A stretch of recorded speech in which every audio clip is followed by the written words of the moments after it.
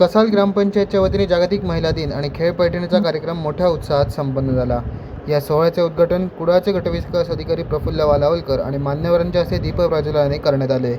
यावेळी जिल्हा परिषद सदस्य सुप्रिया वालावलकर यांनी महिलांना आरोग्याची काळजी घेण्याचे व शासकीय योजनांचा लाभ घेण्याचे आवाहन केले.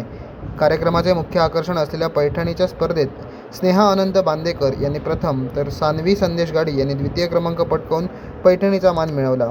या प्रसंगी 100 वर्ष पूर्ण झालेल्या सावित्री सहदेव परब व जयश्री श्रीधर वनकर यांचा विशेष सत्कार करण्यात आला. रांगोळी स्पर्धा, फनी गेम्स आणि 48 बचत गटांच्या सहभागाने हा सोहळा रंगला.